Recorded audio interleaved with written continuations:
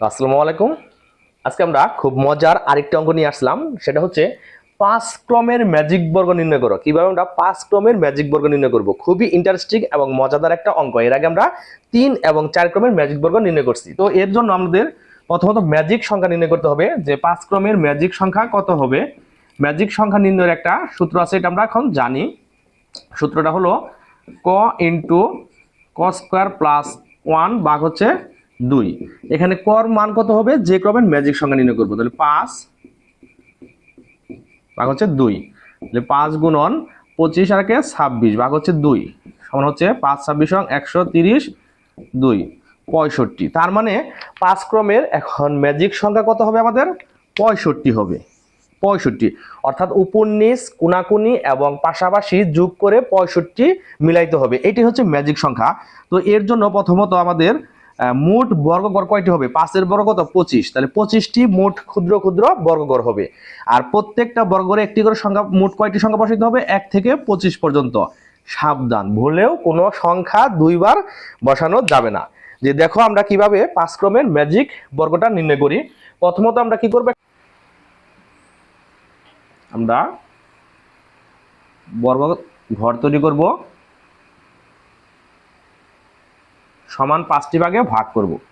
1 2 3 4 5, এই বরাবর 5টি ভাগে ভাগ করব। 1 2 3 4 5। এখন প্রত্যেকটা বর্গক্ষেত্রে আমরা 1 থেকে 25 পর্যন্ত সংখ্যা বসাবো। সংখ্যাগুলা দুইবার বসানো যাবে না, বসিয়ে কোনাকুনি পাশাপাশি উপনিচ যোগ করে দেখব যে আমাদের ম্যাজিক সংখ্যা 65 হয় কিনা। এখন এটি একটু ব্যতিক্রম ভাবে মিলাইতে হবে। এখন আমরা কি করব, যে এই মাঝখানের ঘরে 1 নিব, নেওয়ার পর কোনাকুনি ভাবে যাব। দেখো এই দিকে কোনো সংখ্যা নাই, যদি না থাকে এদিকে কোনো ঘর নাই, সংখ্যাও নাই, যদি না থাকে তাহলে আমাদের সব একবারে নিচে আসতে হবে। এই জায়গায় 2 দিতে হবে, এই বরাবর ঘর আছে, এখানে 3 দিতে হবে।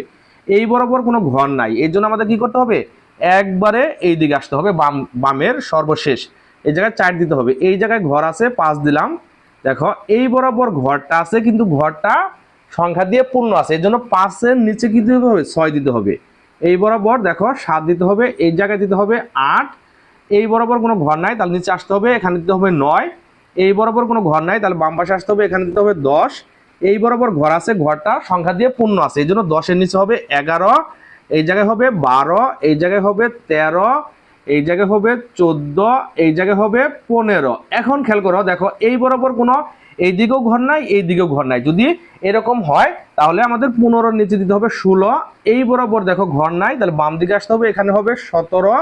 এই বরাবর কোনো ঘর নাই, তাহলে সর্বশেষ আসতে হবে 18। এই বরাবর ঘর আছে 19, এই বরাবর ঘর আছে 20, এই বরাবর ঘর আছে কিন্তু ঘরটা সংখ্যা দিয়ে পূর্ণ আছে, এই জন্য 20-এর নিচে হবে কত 21। এই বরাবর ঘর আছে 22, এই বরাবর কোনো ঘর নাই, তাহলে কি দিকে একবারে বাম দিকে আসতে হবে, এখানে হবে 23।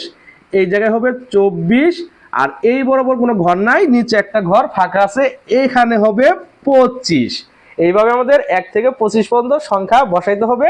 এবং এখন দেখো ম্যাজিকের মতো কাজ হয়েছে, যে এখানে কোনাকুনি পাশাপাশি উপনিচ যেদিকেই যোগ করি না কেন আমাদের ম্যাজিক সংখ্যা কত হবে, 65 হবে। ম্যাজিক সংখ্যা হবে 65। ঠিক আছে, দেখো আমরা একটু যোগ করে দুইটা যাচাই করে দেখি, যে 17 আর 5-এ কত 22, 22 আর 13 কত, আর 17 5-এ 22, 22 আর 13 হচ্ছে 35, 35 আর 21 হচ্ছে 56, আর 9 হচ্ছে 65। এই কোটাকুনি দেখো 11 12 23, 23 আর 13 হচ্ছে 36, 36 আর 14 হচ্ছে 50, আর 15 65।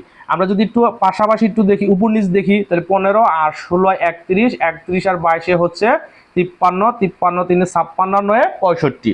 আমরা যদি একটু পাশাপাশি দেখি, এই বরাবর 10 আর 12 হচ্ছে 22, 22 আর 19 হচ্ছে